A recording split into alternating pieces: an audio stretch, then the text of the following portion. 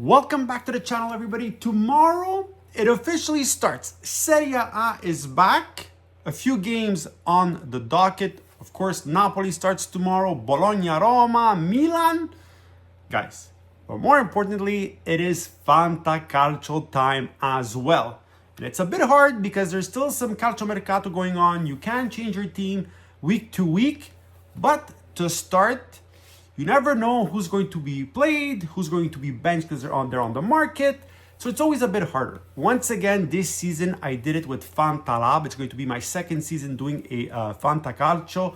It's not something we usually do here in North America unless you really follow Calcio or English Premier League or stuff like that. It's basically a pool, right? So basically you get an amount of credits, 450 credits, and then you make your own team. I play the free version. I do not gamble. I don't encourage to gamble. There is a premium version where you get extra credits. You can upgrade some establishments because you get to do your own stadium. You're really like a manager.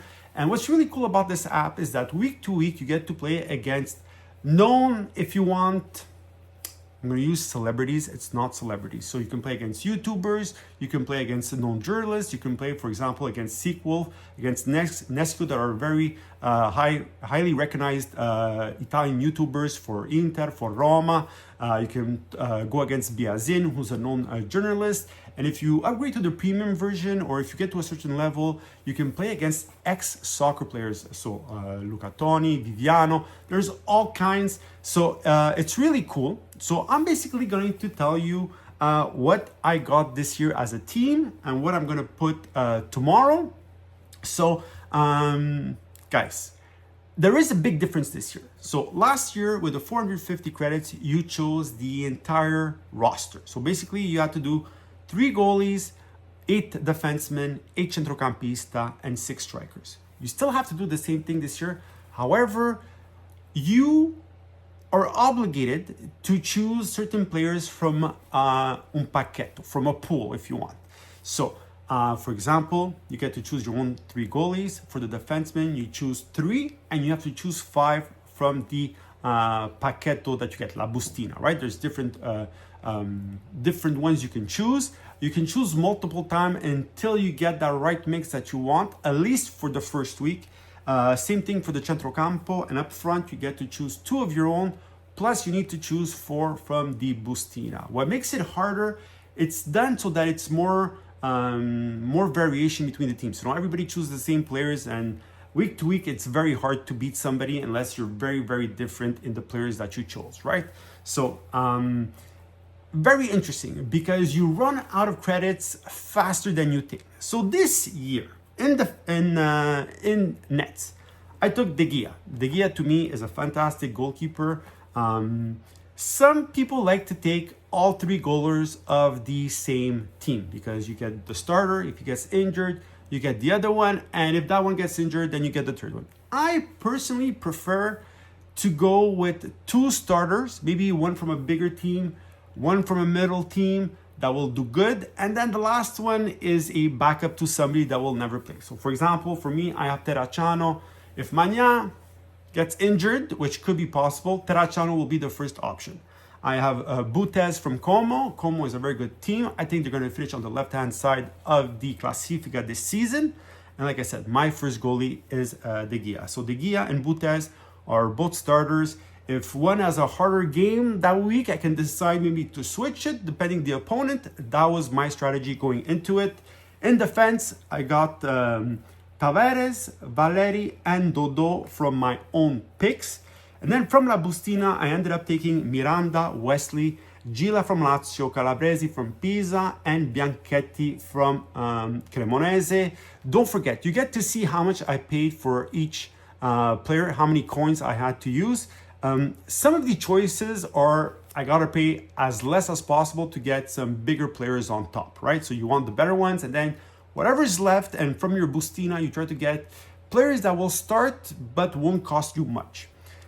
At centrocampo, I went with PIACE. Once again, last season had a fantastic year. It was great for me, same as Pulisic. And once again this year, because I'm a Milan fan, I decided to go with a heavy Milan centrocampo. And so I took Modric, I took Pulisic, and I added Loftus-Cheek because I think with Allegri, he's going to play a lot.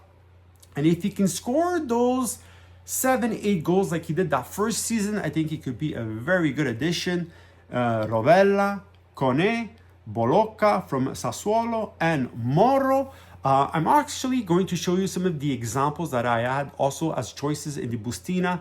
Don't think it's only crappy players. It's not, because you get to see Coupe Miners, Vlasic, Anguissa, Pasalic. So I was actually debating between Anguissa and Kone. They're the exact same amount, but I like the Roma player better. So I went with Kone. Up front, usually a lot of people keep a lot of money for the players up front, and they spend a lot of money on one proven striker. Once again this year, I didn't have enough money, or I had enough money, but if I would have spent it all on one big player, I wouldn't have had enough to complete. So I went with players that are supposed to be very promising, maybe from smaller teams with a heavier centrocampo, question marks. If they pan out, it will be very nice. If not, I'll need to readjust in week 2. So I ended up taking Davis from Udine. They said a lot of good things about the kid. I took Sebastiano Esposito from Cagliari. I took Pellegrini from Parma. Supposed to be a very, very interesting pick. I actually got his buddy as well, Berediciak. I think he cost me 1 or 2, I don't remember. I took Camarda. Camarda, I think he did fantastically well in the preseason, and I think he's going to do fantastically well even during the season.